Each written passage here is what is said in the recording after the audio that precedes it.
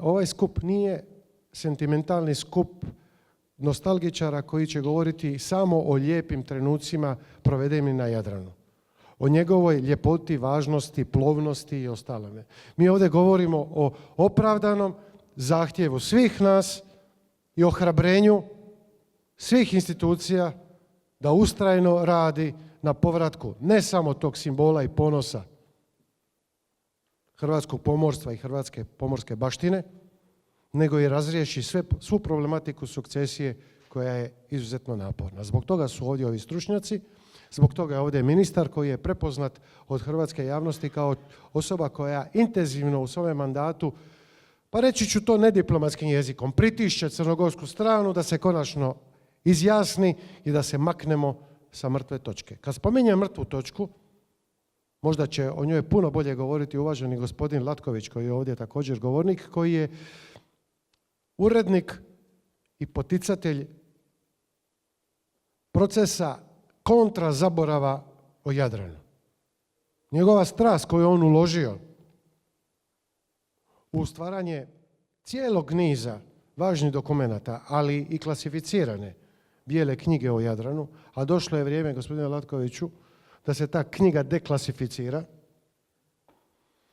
koju je 2011. godine gospodin Latković kao urednik uz recenzenta Davorina Rudolfa i pokojnog recenzenta pravnika Degana objavljena i korištena je kao alat u pregovaračkim procesima hrvatske diplomacije i politike.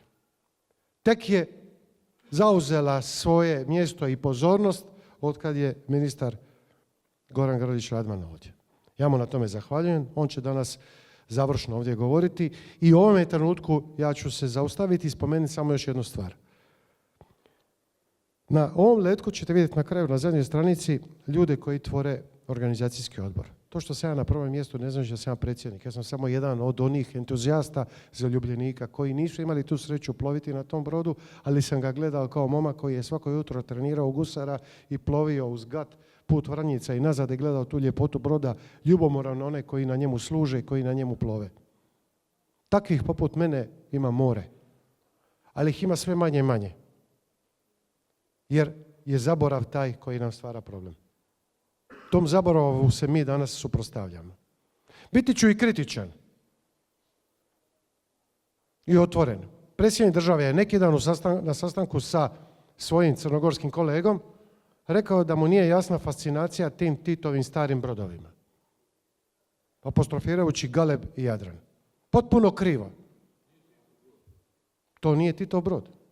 Ali je to predsjednik države rekao. Ili čovjek ne zna, ali je pogriješio. Nije se to smjelo dogoditi.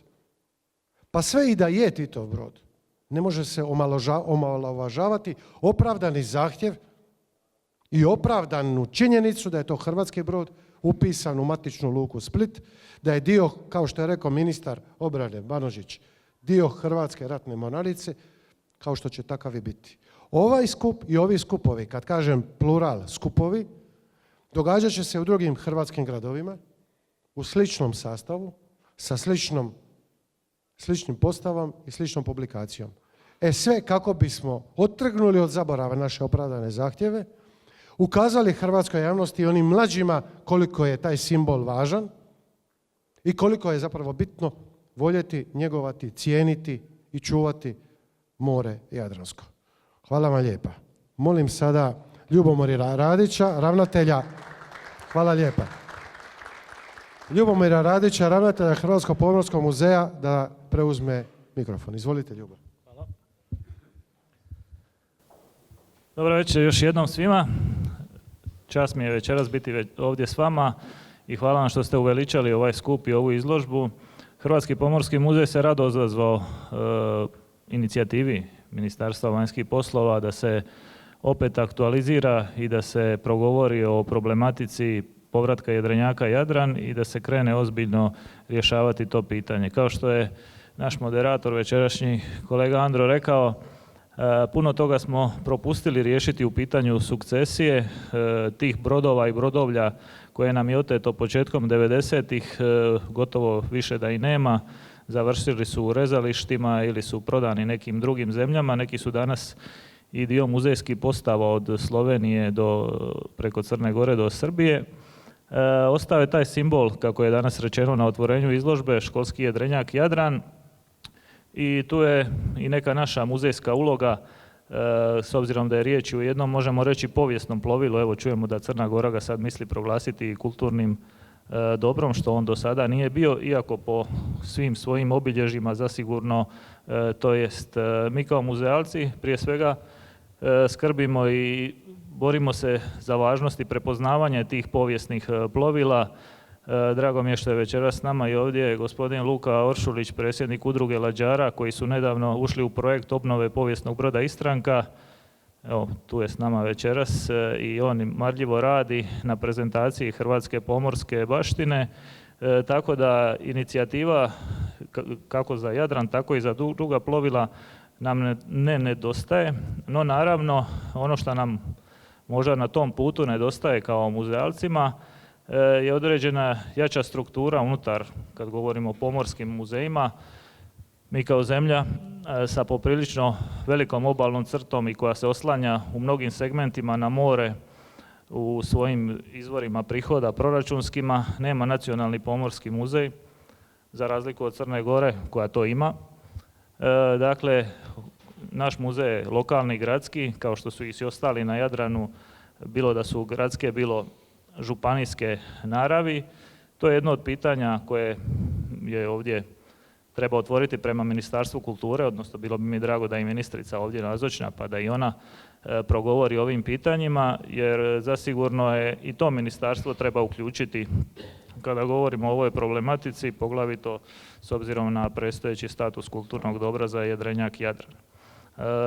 Mi ćemo naravno nastaviti i dalje surađivati i raditi na ovom projektu. Pozdravljam i to da Bijela knjiga Jadrana, koja je sistematično i dobro napravljena, bude dostupna široj javnosti, jer to bi zasigurno senzibiliziralo javnost za pitanja jedrenjaka Jadran i postao bi prepoznatljiviji u javnosti, jer prošlo je, budimo realni, preko 30 godina od kad nam je taj jedrenjak otet i određene stvari su možda u javnosti i zaboravljene, neke druge stvari su došle u prvi plan, a nama, kako je zapovjednik mornarice rekao, treba brod jedrenjak za obučavanje novih generacija. Mi smo narod pomoraca i danas brojni naši tuku more na svim svjetskim morima i kompanijama i zasigurno te vještine koje se mogu steći na ovakvom jednom brodu ne mogu na nijednom drugom ovom koji danas imamo. Kraljica mora koja se koristila nije se pokazala kao neko najsretnije rješenje, a trenutno nije niti se ne koristi, trenutno je bez certifikata i ne plovi. Tako da pozivam sve one koji su u mogućnosti, dakle resorne ministre, predsjednika vlade i sve koji marljivo rade na tom pitanju da se krene u diplomatske aktivnosti što jače i da napokon ugledamo Jadran privezan u Splitskoj luci. Hvala vam.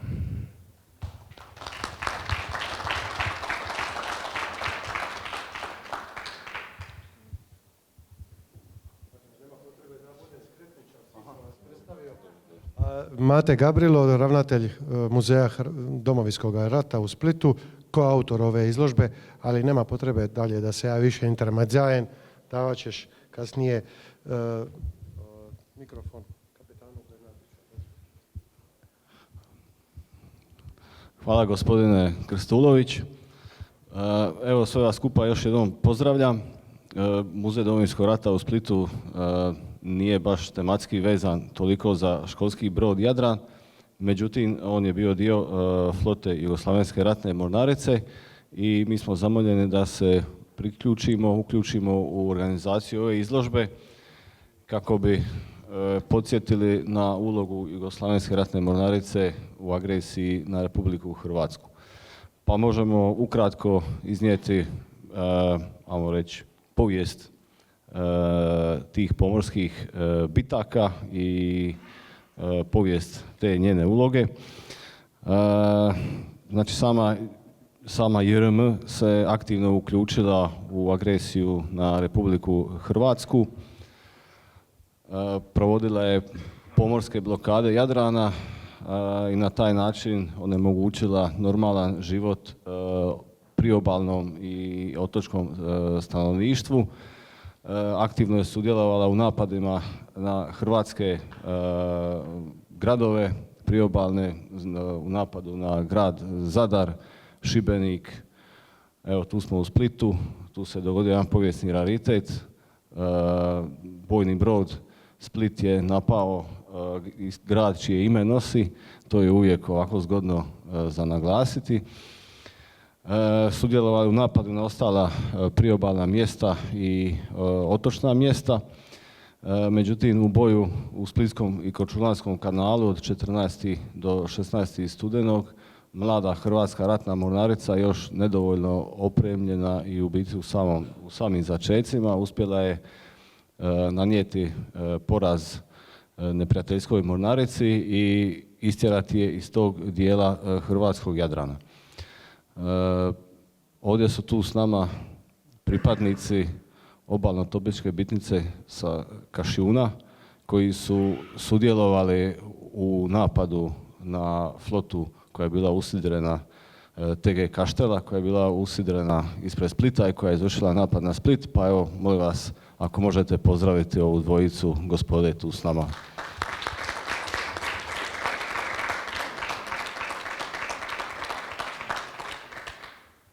Evo i svoj neslavan kraj i završetak okupacije Jadrana je završen tek u svibnju 1992. godine kad se Jugoslavenska ratna mornarica povukla iz svojih posljednjih uporišta sa otoka Visa i otoka Lastova. Naravno, pridružujemo se ovoj inicijativi i željama da se hrvatski školski brod Jadran vrati u okrilje Hrvatske države, bilo to pod Ministarstvo kulture ili pod Ministarstvo obrane Republike Hrvatske, i to bi nekako onda stavilo točku na i ove naše pobjede iz Domovinskog rata, pobjede nad neprijateljskom vojskom u tom ratu za hrvatski Jadran. Eto, toliko od mene. Hvala vam.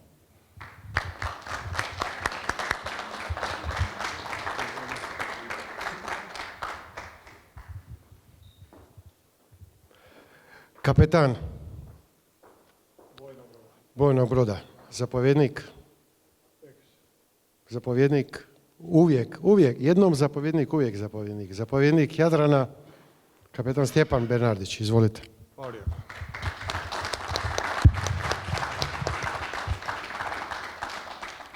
Ja se inače naučio da govorim bez mikrofona, ali eto, kad su dali. reći ću par riječi o tome, o školskom brodu Jadran, šta je on značio, šta znači i šta će značiti za ove prostore. Školski brod Jadran je kroz cijelu svoju povijest bio u hrvatskim vodama, bio je uz učilišta. Od Kraljevine Jugoslavije pa bivše SFRJ, sva su učilišta bila u Hrvatskoj, od Dubrovnika, Splita, Šibenika, Pule, tako da cijelo to vrijeme taj Jadran i ostaje tu. Tako da nema nikakve priče oko toga da Crna Gora i na temelju toga ima pravo na neki svoj dio o tome Jadranu. Postavlja se pitanje zašto školski jedrenjaci danas, naime sve srednje i velike mornarice danas u svojim sastavima flota imaju jedrenjake kao školske brodove. Oni služe za početnu pomoračku obuku budućih pomoraca, kako bi ljudi koji dolaze na brod, oni mladići, vidjeli šta ih čeka u svom budućem životu, kako bi se snašli na brodu među ostalim ljudima posadom, kako bi se vidjeli poslovi koji očekuju i kao da vide kako to se odnose prema sebi, prema ljudima, prema brodu, prema moru i prema vremenu. Hrvatska je u svojoj povijesti uvijek imala školske brodove. U onoj bivšoj Jugoslaviji to je prvo bila Margita koja je bila školski brod škole u Bakru. Nakon toga je došla Vila Velebita, puno bolja, poznatija, koja je išla na veća putovanja, imala izvanredne zapovjednike, posade i sami su se kadeti osjećali ugodno na njoj. Interesantno je da je za vrijeme Drugog svjetskog rata na moru, partizanskom ratu, partizanska mornarica imala školski brod. To je bio brod Nirvana koji se nalazio na Visu i služio je kao školski brod za brojne tečajeve koji su bili onda na Visu organizirani. Prema tome, odmah se vidi iz toga da u tim najtežim situacijama su ti brodovi potrebni za brzu obuku ljudi koji će biti budući članovi posade. Nakon rata Jugoslavenska ratna mornarica raspolagala je brodom Jadran koji je nakon što je bio vraćen iz Italije gdje je bio u Veneciji služio kao jedan pontonski most, izvanrednim naporima naših ljudi bio ponovo osposobljen, opremljen i spreman za operativnu upotrebu. Pored Jadrana, još jedan jedrenjak bio tu, to je bio brod Lavsa, koji je prodan bio 1975. godine. Što se tiče samoga broda Jadrana, on je specifičan brod. Recimo da se taj brod nađe u sred Splitske luke, sve bi oči bile uprte baš upravo na Jadranu. Ma ono kada se postroji vojska, kada se postroje pitomci i kada ta jedna cijela skupina stoji uredno, mirno, a ono vidi se da vjetar leprša tamo sa onim maramama, tamo na onim kapama, stoje ljudi, ma to je samo uzdah. Opći mir, opće zadovoljstvo. Ma ljudi koji stoje u stroju, oni su puni ponosa zato što su dio te cjeline, zato što su dio toga broda, zato što jesu tu gdje jesu. A mi smo naravno bili ponosni na njih, zato što smo tu kakvi jesmo. Interesantno je kad se kaže radi čega ti školski brodovi. Školski brod Jadran je protažirala Jadranska straža, organizacija koja je bila u Kraljevini Jugoslavije osnovana da protažira pomorstvo, jer Beograd nije baš bio raspoložen da se bavi tim pomorstvom, a da bi se nabavio taj brod, kaže, radi čega evo ovdje citiram, u projektnom zahtjevu za gradnju broda između ostalog stajalo je kako se brod gradi za potrebe školovanja oficira i mornara ratne i trgovačke mornarice, za razvijanje njihove fizičke i psihičke spremnosti, sposobnosti donašanja brzih odluka, marljivosti i otpornosti za razvijanje smisla za zajedništvo i suradnju, spretnost, nalažljivost u svakakvim prilikama, izazovima i pogibelji na moru, ne i najmanje za njegovanje i poticanje ljubavi prema moru i pomorstvu. Želimo izgraditi novi školski brod. Slično je nešto rekao Juraj Carić u onim svojim knjigama o brodu. Nešto bi rekao o zadnjem remontu školskog broda Jadran. Brod Jadran je redovno remontiran po planovima remonta, znači imamo mali, srednji i veliki remont i remont se održavao uvijek u arsenalu Tivat. Svi brodovi Jugoslavenske ratne mornarice imali su svoje mjesto gdje se oni remontuju. To je bio remontni zavod Šibenik, Velimir Škorpik i remontni zavod Sava Kovačević Tivat. Određeno je da Tivat bude remontni zavod za školski brod Jadran i on je to radio dugi niz godina, već tamo od dolaska školskog broda Jadran iz Venecije. Zadnji remont je bio 90. godine kada je taj brod po redovnom planu išao u generalni remont. Zadnji zapovjednik je bio Dušan Zaklan, on je inače Sarajlija, ali kada je vidio tamo gdje dolazi, skinuo se, inače oženio se Davidom Spličankom, ostao, on je pomorac i dan danas navigaje i nikakvih problema nije bilo, a ostali dio posade, posebno Hrvati, svi su se skinuli i pobjegli su sa toga broda i tamo je ostalo tek nekoliko ljudi koji su bili stalni članovi posade. I to je taj dio ljudi, dosta je bio mal, nedovoljan za ostale poslove koji su uslijedili, to je na velikom remontu broda. Veliki remont broda je počeo u arsenalu u Tivtu. Međutim, spletom tih političkih okolnosti, remontni zavod, Arsenal, on je ukinut, a umjesto njega je oformljena luka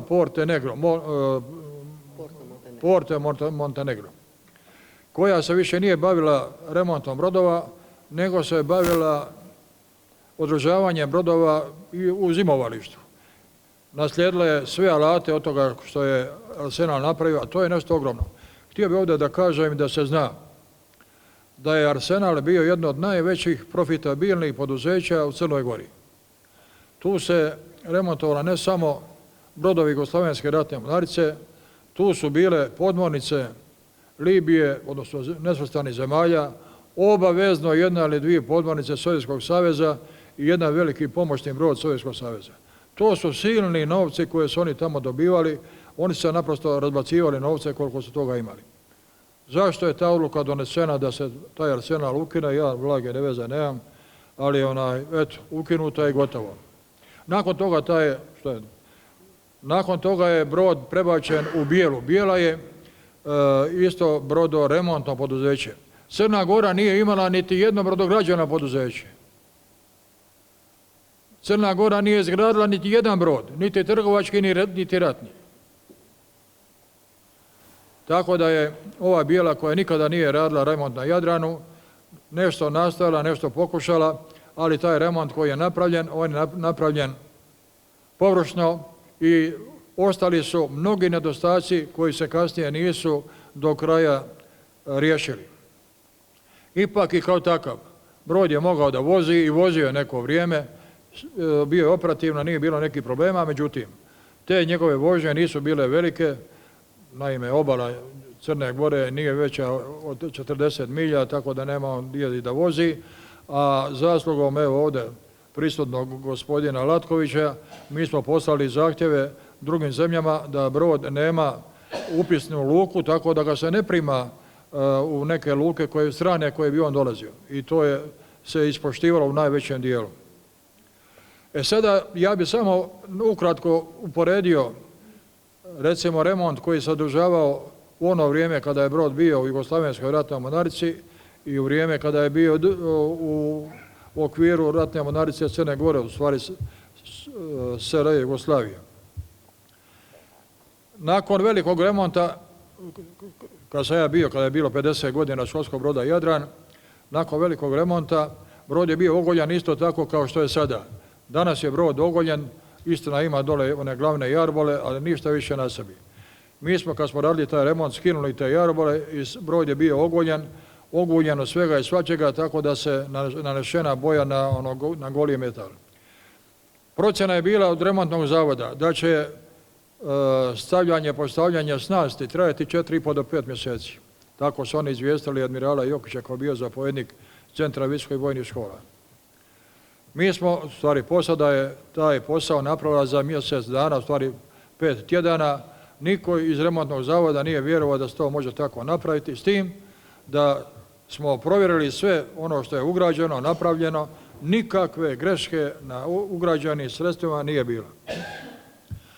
Ljudi su se trudili, recimo za vrijeme moje tamo smjene, ja sam vidio tamo 2 poručnika, oni su 6 dana visli cijeli dan gore u snasti, radili su gore na zadnjim križevima, radili su one grombrane, svjetla i šta ja znam ostalo. Nisu cijeli dan silazili, jedno pivo ide ujutro, jedno pivo popodne i to im je bilo. Ali su napravili posao. Dok, što se tiče remonta u Crnoj Gori, prvo nije bilo dovoljan broj mornara, a i od tih broja mornara koje je bilo nisu bili oni osposobljeni za te poslove koji su bili u toku. Tako da je ostalo masu tih stvari nenapravljeni, nedorađeni. Evo malo me pominju da požurim. Samo bih ja rekao još stvar, najgore ovako kad te prekinu. Vrijeme angažiranja broda u školskim vožnjama za vrijeme Centra visokih vojnih škola, Centar visokih vojnih škola je bila vrlo velika ustanova. Veća je bila nego današnji školski centar i brod je bio angažiran što se tiče dana vožnje od 280 i jedne godine 300 dana vožnje. Tako da je bio puno opterećen. Isto tako, danas istina ne bi bio toliko opterećen tim vožnjama, ali bi se dalo mogućnost kadetima da vide i da se nauče neke stvari. Naime, mi smo, kad smo imali vojno-pomorsku geografiju, morali znati svaki otok ponaosob, imenom. Sada, kada se taj otok vidi vizualno, kada se prođe pored njega i kada se vidi njegovo ime sa karte, onda se daleko bolje pamti nego da kada ga ne vidiš ili kada ga vidiš na radaru. Vidiš radar odrazi ništa više. I zato je taj brod pogodan da potomci kadeti vide o čemu se radi i onda se bolje uče. Nama su strane ratne mornarice već tamo 2000. godine tražile i molile da ih se puštaju njihovi brodovi, da provezu ovdje kroz ovo naše međuotočno područje kako bi se njihovi časnici učili navigaciji u složenim navigatornim područjima. I evo sada kaže jednu anegdotu slučaja sa admiralom Rafanelijem. Nedavno za vrijeme proslave Dana mornarice ja sam listajući tamo po kompjuteru našao jednu sliku Jadrana i poslao sam admiralu Rafaneliju onako iz zezanja. I on se domalo javi, kaže, ovdje borbeni broj 21, prednjak na gornjem križnom jarbolu. On me slatko nasmijao, jer pazite, nije lako biti gore. Trebalo je hrabrosti, treba biti snalažljiv, treba biti siguran u sebe da se ide gore. Posebno prvi put, naravno nije se išao gore sam, išao je prvo sa nekim mornarom, pa tek onda kasnije da ide sam.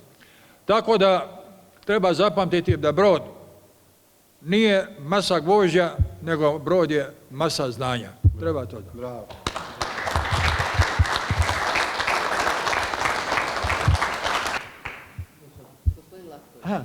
Gospodin Latković,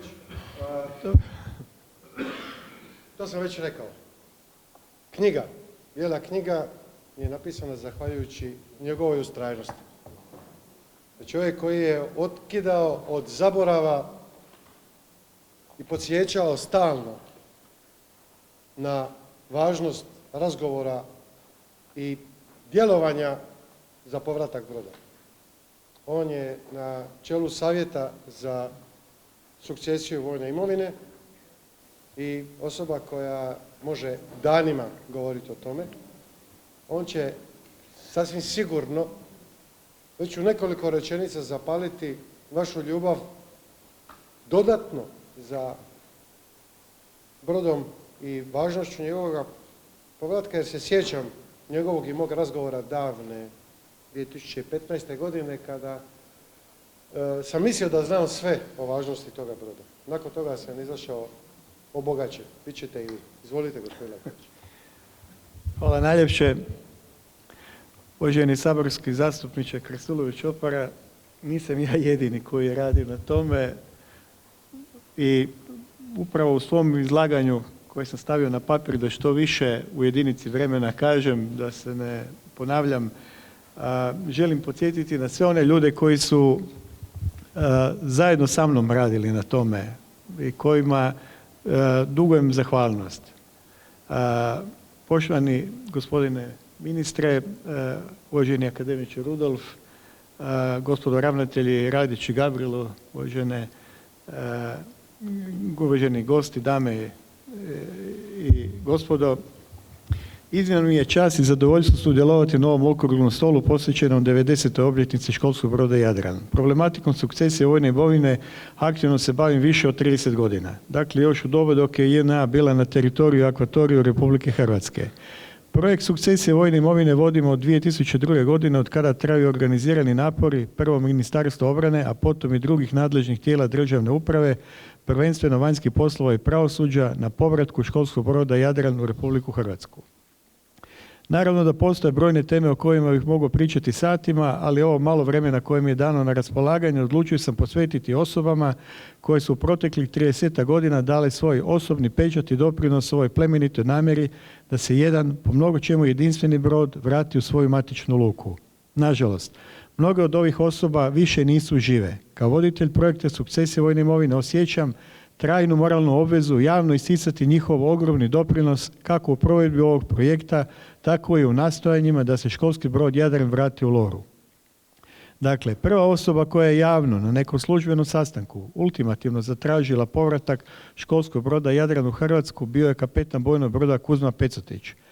Dana 24. rujna 1992. na prvom radnom sastanku ekspertnog tima za sukcesiju vojne imovine zatražio da se za svu otetu vojnu imovinu zatraži financijsko obeštećenje, osim za školski brod Jadran, za kojeg je zatražio fizičku restituciju. Brod Jadran i perešinom MiG-21 bile su jedine dvije diobene stavke iz ogromne diobene mase sredstava i opreme bivše JNA za koje je Hrvatska odlučila tražiti fizičku restituciju. Cjelokupna diobena masa vojne imovine procijenjena je na preko 71 milijarde američkih dolara. A od tog iznosa Hrvatska argumentirano potražuje preko 10 milijardi američkih dolara za pokretnu vojnu imovinu otetu s njenog teritorija i akvatorija. Iduća osoba koju treba neizostavno spomenuti je kapetan bojnog broda u mirovini Zvonimir Franjković. On je u svibnju 1992. godine uputio pismo tadašnjem ministru pomorstva gospodinu Davorinu Rudolfu sa zamolbom da se pri izradi diobene bilance svakako uzme školski brod Jadran. Potom je u 3 navrata u ožujku 1993., u srpnju 1996. te u veljači 1998. pisma sličnog sadržaja uputio predstojniku Ureda Vlade Republike Hrvatske za sukcesiju gospodinu Boži Marendiću.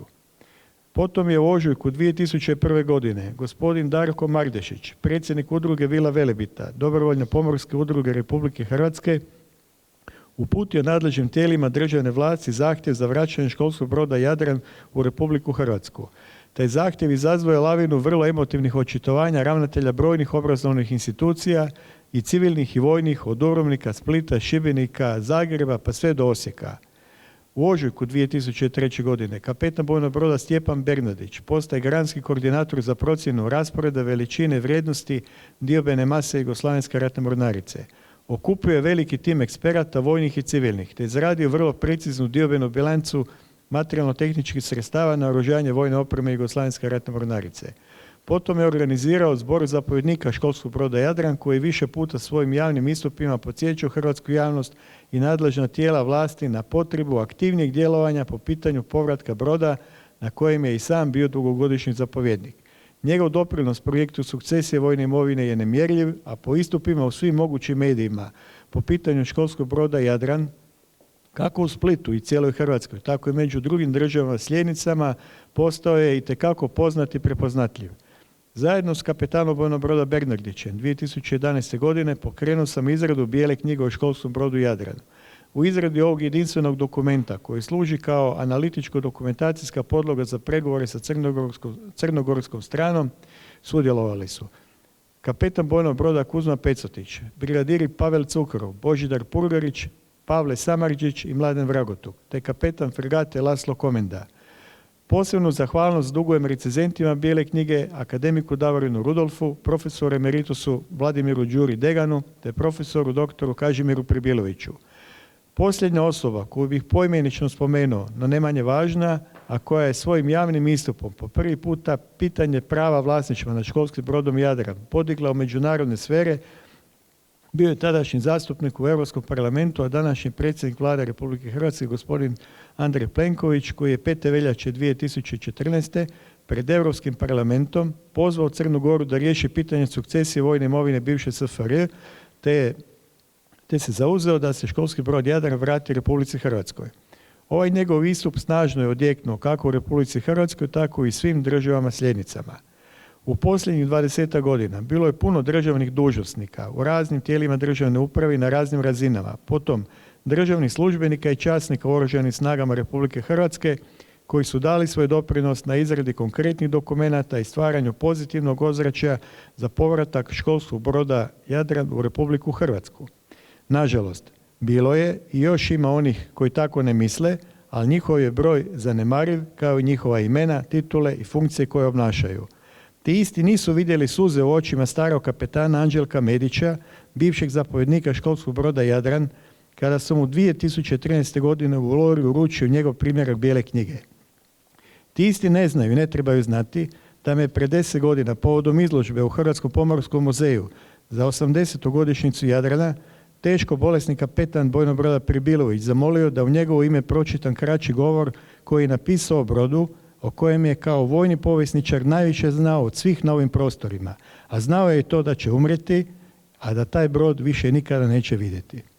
Srećom, u Republici Hrvatskoj postoje brojni pojedinci na svim razinama vlasti, u raznim udrugama, a posebno bih istaknuo u javnim medijima, koji su itekako svjesni značaja ovog broda za očuvanje pomorske baštine Hrvata, kao i za potrebe školovanja pomorskog kadra za buduće naraštaje.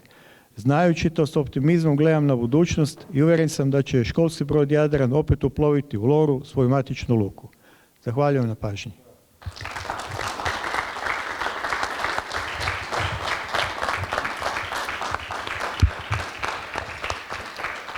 Sve vas srdačno pozdravljam i naravno nemamo puno vremena, pa ću samo ukratko reći što je sve Ministarstvo vanjskih i europskih poslova učinilo i čini da bi brod Jadran se vratio kući.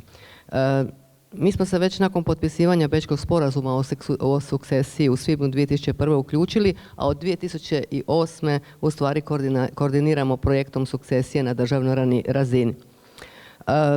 Nakon što je početkom 2013. godine Ministarstvo obrane Republike Hrvatske izgradilo vrlo kvalitetnu analitičku dokumentacijsku podlogu za pregovore u formi Bijele knjige o školskom brodu Jadran, započelo u stvari razdoblje zajedničkog pristupa nadležnih državnih tijela u Republici Hrvatskoj u rješavanju ove problematike. Dakle, zajedničkim djelovanjem Ministarstva obrane i Ministarstva vanjskih i europskih poslova i Ministarstva pravosuđa postignut je sinergijski efekt koji je prisilio crnogorsku stranu na prihvaćanje pregovora o pravu vlasništva nad brodom. Naravno, trebamo razlikovati bilateralne razgovore i ekspertne pregovore. Ako govorimo o ekspertnim pregovorima, trebamo to shvatiti uvjetno jer su se malobrojni održali, većinom svodili su se gotovo isključivo na hrvatski monolog i iznošenje hrvatskih argumenata.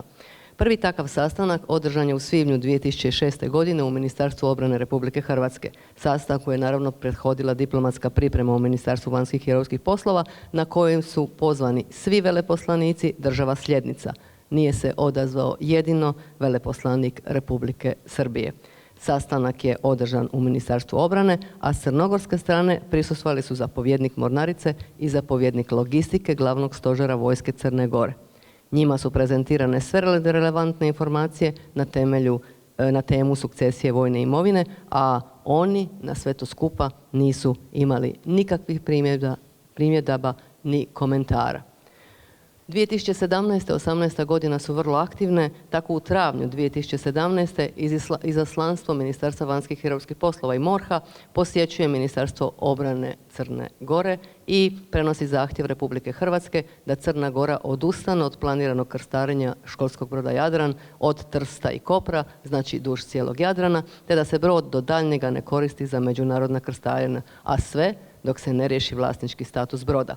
Rezultat je da školski brod Jadran tada nije isplovio na planirano krstarenje. Svibanj 2017. u Ministarstvu obrane Republike Hrvatske održava se sastanak s crnogorskom delegacijom kojem prisustvuje i crnogorski veleposlanik. Hrvatska je zatražila žurno rješavanje pitanja sukcesije vojne imovine, težišno na rješavanju prava vlasništva na školskom brodu Jadran, te je predložila održavanje sastanka eksperata. Crnogorska strana nikada nije odgovorila na te prijedloge. Krajem travnja 2018. godine crnogorskoj strani dostavljen je prijedlog sporazuma između Republike Hrvatske i Crne Gore o potvrđivanju vlasništva i zajedničkom korištenju školskog broda Jadran. Crnogorska strana nikada nije odgovorila na te prijedloge. Početkom svibnja 2018. školski brod Jadran isplovljava suprotno dogovorenom iz 2017. na međunarodno krstarenje prema Malti, a Republika Hrvatska upućuje diplomatsku notu Crnoj Gori, Malti, Grčkoj i Albaniji. 19. rujna 2018. jedna poznata novinarska agencija objavljuje vijest da će Republika Hrvatska blokirati pristupne pregovore Crne Gore za ulazak u Europsku uniju i Crna Gora pristaje na pregovore s hrvatskom stranom. U listopadu, 24. listopada 2018. održava se sastanak u Ministarstvu obrane s ciljem konkretiziranja suradnje po pitanjima sukcesije vojne imovine i finaliziranju prijedloga o načinu povratka školskog broda Jadran Republici Hrvatskoj. Brojno crnogorsko izaslanstvo izjavilo je da nema mandat odlučivati o vraćanju i utvrđivanju vlasništva na školskom brodu Jadran, kao niti o drugim sukcesijskim pitanjima. Voditelj crnogorskog izaslanstva zatražio je rok od 30 dana u kojem bi crnogorska strana specificirala svoja stajališta. Do danas se crnogorska strana nije očitovala po ovim pitanjima. Zaključno, u razdoblju od ratificiranja ugovora o pitanjima sukcesije, dakle ožujak 2004. a posebno nakon izrade bijele knjige o školskom brodu Jadran, dakle veljača 2013. započelo je zajedničko djelovanje nadležnih tijela državne uprave, Ministarstva obrane Republike Hrvatske, Ministarstva vanjskih i europskih poslova i Ministarstva pravosuđa po pitanju povratka školskog broda Jadran. Eksperti koji su do sada radili na rješavanju ovog kompleksnog bilateralnog vanjsko-političkog pitanja smatraju kako samo zajednički napori svih nadležnih tijela državne uprave mogu rezultirati njegovim uspješnim okončanjem i povratkom školskog broda Jadran u njegovu matičnu luku. A Ministarstvo vanjskih i europskih poslova davalo je i davat će svu moguću potporu rješavanju ovog pitanja. Hvala vam.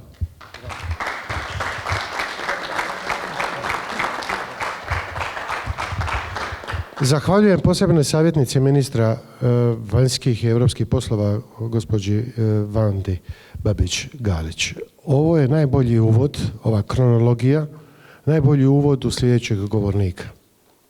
Prvog ministra pomorstva u slobodnoj Hrvatskoj u 3 vlade i potom ratnog ministra vanjskih poslova, akademika Davorina Rudolfa.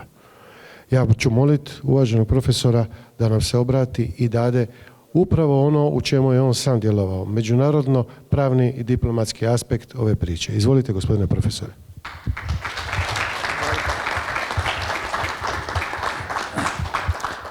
U srži ovoga problema jeste odnos Hrvatske sa Crnom Gorom.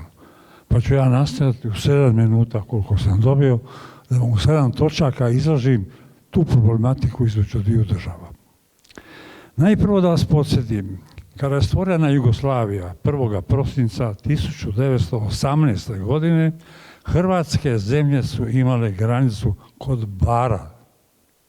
Kasnije, sa mijenjanjem strukture ondašnje Jugoslavije, granica se zaustavila dole južnije kod Herceg Novog.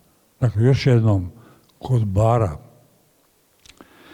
Drugo, odnosi među Hrvata i Crnogoraca za vrijeme Jugoslavije bili su dosta korektni. Ja ću vas podsjetiti na Lovćenu, to je otprilike oko 30 km od Cetinja, imate kapelicu gdje je spomenik u granitu, Andrejka ili granit, Njegoša sa orlovima. Taj spomenik je napravljen ovdje u Splitu, u Mejama. Spomenik je djelo našega čuvenoga Jeli Meštrovića, a radio ga je kipar koji se zove Andro Krstulović, kao što vi zovete. I sad dolazi rat. Dakle, dolazi raspad Jugoslavije i imajte na umu da je Crna Gora bila jedna od dviju agresora na Hrvatsku. Ne odmah sa Srbijom, ali kasnije. To je fakt. Imali smo rat sa Crnogorcima i mogu vam reći, ja sam tada sam bio u vladi Hrvatske, oni su bili zaposlili sve otprilike do Ploča, do one ceste kad već idete, kad se račva dole prema Korčuli, i imali su aerodrom, odnosno zračnu luku Dubrovnika pod svojom vlašću. Nisu nikad imali Dubrovnik i nikad nisu imali otoke. Ali da znate da je to bilo zauzeto. I sad, kad je proglašena Republika Hrvatska, dakle 25. lipnja 1991. Zašto vam govorim ovaj datum? Mi smo sve do nedavno imali jedan zakon koji je govorio da je Hrvatska nastala tamo u kolovozu, 8. kolovoza, dakle totalno krivi datum. I intervencijom, eto baš nas iz akademije, zakon je popravljen, dakle nastanak, rođendan Hrvatske 25.6. To je jedini datum koji ima pravne učinke, kao recimo vaš rođendan. I naravno, kad smo proglasili neovisnost 25. 27. je počela u stvari agresija na Sloveniju, a onda poslije Srbija na Hrvatsku i kasnije Crna Gora na Hrvatsku. Dakle, imajte to na umu. Crnogorski predsjednik na televiziji Zagrebačkoj na neki način se ispričao zbog ovog nasrtaja vojnog na Hrvatsku. I sad se postavlja pitanje granica. Ja sam tada bio ministar vanjskih poslova. Usput, pošto ste vi ovdje svi iz Splita, da vam kažem, Splićani su predodređeni da budu prvi ministri vanjskih poslova. Prvi ministar vanjskih poslova Jugoslavije je bio Splićanin, Ante Trumbić. A ja sam bio prvi Republike Hrvatske. Trumbić, on je tu rođen u Radunci, to je tu, vi Splićani znate gdje je to. Postavilo se pitanje granica sa Crnom Gorom. I sad odmah da vam kažem. Hrvatska je zaključila ugovore o granici. Prvo sa Slovenijom, to je bio onaj čuveni ugovor Račan-Drnušek, zatim sa Crnogorcima i sa Bosnom i Hercegovinom. Jedino nismo sa Mađarima i sa Srbijom, sa Mađarima nismo pravili ugovor jer je granica određena poslije Prvog svjetskog rata Trijanonskim i Neckim ugovorom. To su dvorci tamo kod Pariza. I sad vam kažem, ovi ugovori koje sam pobrojao, ne zna se koji je gori od gorega. Ja sam profesor međunarodnog prava. To je toliko amaterski, toliko loše. Prvo smo slušali ugovor Račan-Drnušek. Onda smo intervenirali kod ugovora, ugovor sa Bosnom i Hercegovinom 1999. Potpisali su ga predsjednik Hrvatske Tuđman i predsjednik Bosne i Hercegovine Izetbegović. Nikada nije ratificiran. Ni u parlamentu u Hrvatskom, ni u Sarajevu u Bosanskom. To je toliko loše. Da vam sad ne govorim dva otočića dole otišli su u Crnu Goru. Dakle, ugovori, ne zna se koji je gori. I ovo je sa Crnom Gorom. Zašto je došlo do takvih prilika? Jer su pregovarali i ugovarali ljudi koji nisu kompetentni, koji ne poznaju materiju i onda je to išlo. A šta je sad najgore, pasite? Nisu napravljeni novi ugovori, svi su ovi ugovori na snazi. Imate jedno pravilo međunarodnog prava, kad dugo protekne vremena, onda se stječe se ono stanje koje je u ugovoru utvrđeno. I sad, za vašu informaciju, kad je već riječ o granicama, imate pravilo međunarodnog prava. Dakle, pravilo koje obvezuje sve države u svijetu. To pravilo glasi: državna granica je ona koja je zatečena na dan kada ste stekli neovisnost. Jer moram ponoviti, dakle, 25.6. što je zatečeno. Vidite, bilo se postavilo gore u vladi pitanje da li ćemo mi zahtijevati takozvanu povijesnu granicu sa Crnom Gorom, jer smo bili kod Bara, tu je bila Hrvatska. Po ovom pravilu da vi imate granicu kako ste zatekli 25.6.1991. mi smo odustali od tih naših podraživanja. Ali sva su ta pitanja otvorena. Zašto?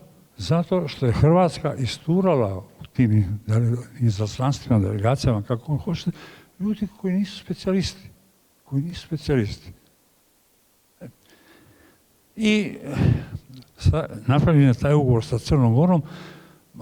Evo samo da vam kažem, pazite, ulazak u Bokokotorski zaljev nije po sredini, nego je totalno vamo prema hrvatskoj strani. Sad šta je važno? Recimo, kod istraživanja nafte, Crnogorci su uvukli crtu do sredine Jadrana, ne od sredine, nego od ove točke koja je utvrđena u ovome ugovoru. To su ogromne razlike. Samo da znate kako je to skupa išlo. Sad idemo dalje. Mi smo u vladi tražili ovaj brod, ja vam mogu reći, ja sam bio tu dosta angažiran, mi smo nudili čak da ovaj jedrenjak bude brod na kojemu će se školovati i časnici hrvatski i crnogorski zajedno. Čak smo i to predlagali. Crnogorci nisu prihvaćali. Gotovo, ne znam ako je točan podatak, 80% oružja pomorskog bilo je u Crnoj Gori. Mi nijednu podmornicu nemamo, a oni su darovali jednu Slovencima i nije išla sredinom Jadrana, da ne bi mi zahvatili, nego išla tamo preko Italije. Vi koji ste u mornarici bolje znate od mene, mi nemamo trenutno podmornice. Sad gledajte, dakle, nastale su ove nove okolnosti i da vas podsjetim, mi smo imali velikih muka oko ulaska Hrvatske i u NATO i u Europsku uniju. Znate ko nam se gnjavio? Slovenci. Ali nisu Slovenci važni, nego Italija iza njih. Oni su bili glasno govornici onoga što su Italijani zahtijevali. Sad gledajte, po tom modelu, čujte, u međunarodnim odnosima nema simpatija, interesi. Zašto ovaj model kad je ulazila Crna Gora u NATO? Molim. Jer, kao što znate, NATO ima danas 31 državu, jedna od tih država je Slovenija. Zašto? Mi moramo dati suglasnost i jednoglasnost. Zašto nismo primijenili model i rekli čekajte, vratite nam Jadran pa ćemo onda razgovarati. Dobro. Dobro, evo, moje vrijeme već ovdje, ja gledam, ističe. Hoću vam reći, srž ovih problema je u Crnoj Gori. Evo, naš ministar ide uskoro u Crnu Goru. Sugerirao sam mu nek ode na Lovćan. Neka vidi gore taj lijepi spomenik. Da vidite što je to krasno. Ja sam bio ovdje kad je rađen, kad je bio Meštrović.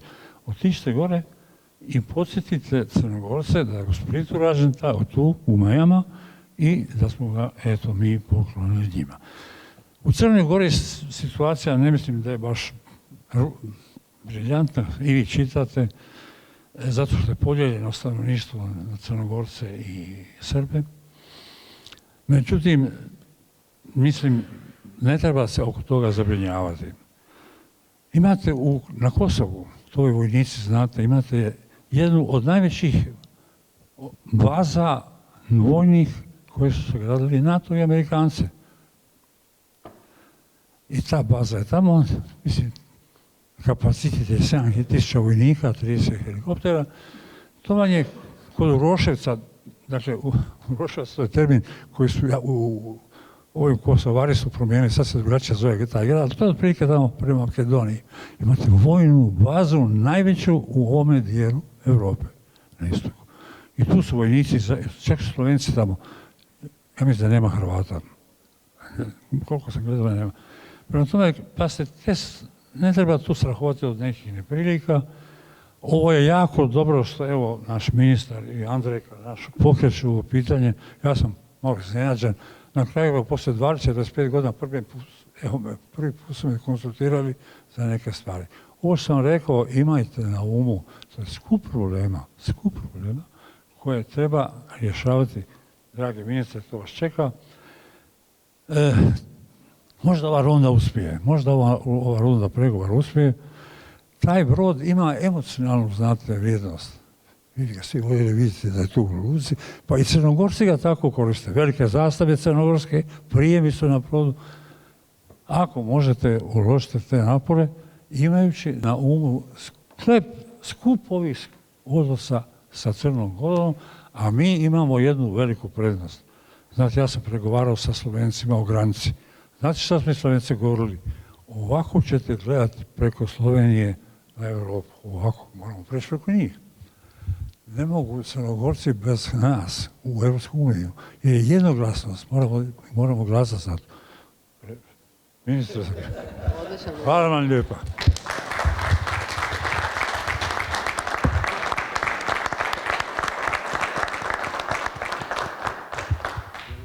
Hvala lijepa. Meni samo preostaje reći nakon ovih sadržajnih utvrđivanja povijesne geneze, pravnih i tako dalje, jedino što mi preostaje reći, vratit ćemo Jadran. Idemo djelovati u tom pravcu. Ali ja bih se doista zahvalio Andri Krstuloviću, on me iznenadio uspjehom i ostvarenjem i kako izložbe i kako ovog okruglog stola, i da je okupio ovdje apsolutno izuzetno jednu važnu i publiku i istaknute ljude i stručnjake, znači iz Hrvatske vojske, iz Hrvatske ratne mornarice, akademika, profesora i naravno sve oni koji su radili ovdje, evo i gospodin Latković s kojim sam u zadnje vrijeme radio, na način da me doista uputio, da me upoznao da sam ušao zapravo u problematiku Jadrana. Jer ja sam u ovih nekoliko mjeseci jako toliko puno naučio da sad mogu govoriti, ne znam, i naravno sve one detalje možda koje evo sad mogu prepoznati i u vašim ovdje prezentacijama. Dakle, ovdje meni zapravo pripada jedino zadatak kako vratiti hrvatski školski brod Jadran. Mi danas ovdje obilježavamo obljetnicu, 1/3 zapravo života bez slavljenika, a to baš nije priroda. Znači, slavljenik bi trebao ovdje biti ono što pripada nečemu, mora i živjeti, a i živjeti, jednostavno biti tu. Ono što je rekao isto kapetan, nije bivše, nego je uvijek jedanput kapetan, uvijek kapetan. Brod nije masa željeza, nego masa znanja. A mislim, opet, ako i jest masa željeza, pa naše je, pa neka bude tu. Bitno je zapravo da se on prirodno vrati tamo od kuda je otišao. Jer činjenica je to da on nije otišao na remont, recimo 90. godine, ili negdje se brka 90. 91. nisam još utvrdio 90. Evo ga, u listopadu mislim. Da nije otišao na remont, nitko ne bi pitao zašto sad nije, ne znam, brod u Tivtu. Dakle, nema nikakve te veze. Evo, neki dan smo zapravo čuli tehničkog premijera Abazovića koji je rekao da je našao u zračnoj luci neku opremu. Sad to je, ne znam je li to neki bio reakcija, vjerojatno na trenutno formiranje vlade, pa se htjelo nešto poentirati u nečemu i tako dalje, kako god. Mi smo ustanovili zapravo da je to jedna reciklaža, jer je slično već bilo upućeno jedno pismo prije 16 godina, utvrdili smo, kada je direkcija aerodroma Crne Gore uputila Tončiju Pejoviću, koji je bio direktor zračne luke Čilipi, popis zapravo svega onoga što je tamo kao nađeno. Međutim, tada je to sve skupa bilo funkcija, danas zapravo to nije, znači da je to ipak korišteno. No kako god, to je za nas recimo znak, mi smo dobili notu da je znak, jer su priznali da je to otuđeno, da je to oteto. Prema tome, ako je to oteto, onda postoje druge stvari koje su otete, to je hrvatski školski ratni brod, onda je to, mislim, čini mi se sljedeće što bi moglo završiti kod nas. Međutim, ovo oko te opreme tu treba još naravno vidjeti. Ona je disperzirana od Tivta, Podgorice i Beograda i svugdje. U to vrijeme je nekad JAT bio, bio je vlasnik zapravo tih zračnih luka. A kako je Crna Gora bila u sastavu Srbije, Crna Gora, onda možete misliti gdje je to sve skupa, tko je upravljao time i tako dalje. U toj noti je neki način i Crna Gora priznala, dakle, da su na Dubrovačkom ratištu sudjelovali pripadnici JNA i Crne Gore u operacijama u kojima je sudjelovala i tadašnja crnogorska vlada, što na neki način priznaju zapravo da je izvršena agresija na Hrvatsku, jer ako si oteo, onda se znači došao tu. Nije se Dubrovačko ratište stvorilo samo o sebe. Nisu Dubrovčani rekli mi ćemo stvoriti ratište. Znači neko je došao tamo i pljačkao je, palio i tako dalje. O tome sam ja otvoreno razgovarao, vrlo, dakle, bez nekakvih, ne znam, neka se govori o diplomaciji kao tiha diplomacija i tako dalje, međutim, ona iz tišine u nekom trenutku mora izići. A to je bilo baš ovo ljeto, čini mi se, kulminacija kada su oni nama neprihvatljivo obilježavali 90. obljetnicu Jadrana, tamo držali su govore i tako dalje, što je bilo nečuveno, nisu ni spominjali, ajde barem ako oni polažu neka kao prava, oni imaju neke svoje argumente i tako, zato sve skupa to dugo i traje, naravno. Jo? Oni imaju neke svoje argumente, naravno, mi smo tada reagirali, ja sam najprije čuo se s njima, razgovarao da to nije dobro, onda su rekli da je to samo neka izložba, da ih je bilo i ranije i tako dalje, međutim to baš nije baš tako bilo bezazleno. Onda smo uputili prosvjednu notu i priopćenje. Tako da smo rekli da svojatanje tuđe imovine nije uobičajeno, nije sukladno međunarodnom pravu i europskim vrijednostima za koje se opredijelila Crna Gora, tako da, evo, mislim, to je ovo sve što ste zapravo vi čuli ovdje, ima neku svoju jako jednu važnu logiku, jednu strukturirani prikaz i gospodin Latković ovdje i naravno i ravnatelji i profesor akademik Rudov, naravno i kapetan naš bivši. Ovdje bih rekao da bez obzira koliko traje, brod može biti jako star i dugo biti negdje kao što je Istranka 1896. godine. Brod. Ja sam bio u Sijetlu, isto puno je tu nekako emocija tada kad sam vidio iseljenike koji su došli krajem 19. stoljeća. Braća Skansi iz Sumartina, s Brača, su došli i gradili brodove. Brodove, to su bili ribari, oni su gradili takve brodove da je američka mornarica naručivala od njih te brodove. To je nešto kolosalno, nešto ne bi, postoji taj muzej ribarski, povijesni, i tamo su imena, imate Skansi, Bezmalin, kao Bezmalinović, neki Jeršić iz Boke Kotorske i tako dalje. To je, kad vidite iseljenike, Hrvate i sada 4. 5. generacije koji ne znaju hrvatski, a koji osjećaju Hrvatsku, Amerikanci su, onda vas doista obuzme taj jedan lijepi osjećaj kako Hrvati, ono što je njihovo, što je naše, to ne damo. To nitko, to je inherentno, dakle, sve ono što osjećaš svojim, to ne daš. Dakle, ja sam i u razgovorima i s predsjednikom Milatovićem i s premijerom i tako govorim, mislim, pa kaže, dobro, ostavite nama jedan brod. Pa ostavili smo vam sve brodove, pa smo ih pretvorili u dolare, samo se oni ne sjećaju, 2 milijarde dolara je recimo tu, otprilike u toj nekoj masi. Mi smo, nažalost, mi smo u New Yorku, kad smo imali opću skupštinu, slovenska ministrica je organizirala susret ministara vanjskih poslova zemalja bivše države, sljednice. Nije se pojavio jedino srbijanski ministar, a tamo zapravo leži ključ rješenja. Jer od 2019. godine je sve stalo, oni nisu odgovarali na naše, pozive, odnosno za susrete i da se krene sa tom raspodjelom. Evo, ja ovdje bih završio jedino sa jednim lijepim citatom. Brodovi umiru kada ih ljudi zaborave. Jadran će živjeti i ploviti dok na njega budemo mislili, oko njega se trudili. To je gospodin Latković ovdje meni pribavio taj citat kojeg je nekadašnji ravnatelj Pomorske škole u Splitu, inženjer Ranko Avelini, kazao i uputio snažnu poruku. Prema tome, nemojmo prepustiti zaboravu, Nikad ništa ono što je sveto, što je naše. Ja sutra idem doista u Boku Kotorsku, u Morinj, upaliti svijeću, položiti vijenac na objekt zloglasnog logora Morinj.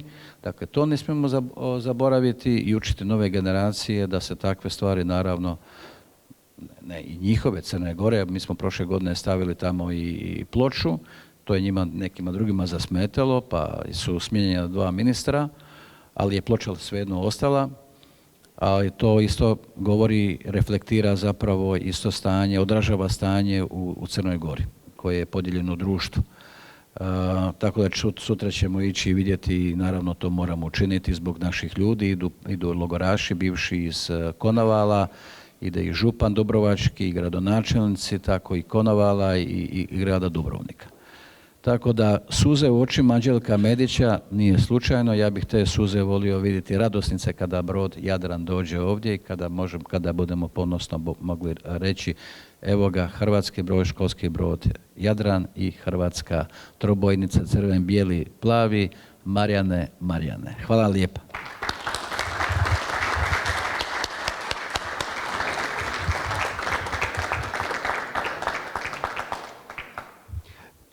Dopustite mi da se iskreno zahvalim i ministru Gordanu Grliću Radmanu koji je posebno apostrofirao ovo pripisujući meni ovaj uspjeh. Ne, ja sam samo bio jedan od entuzijasta koji su se okupili oko ove priče.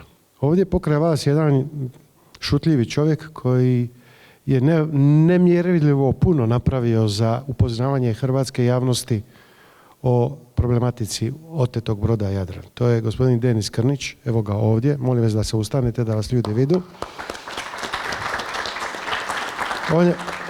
On je bio moj vrijedni kolega u gradskoj upravi grada Splita i bio je jedan od rijetkih koji je razumio poruku koju sam na početku mandata učinio, a to je da sam maketu koja je ovdje izložena stavio u svoj ured.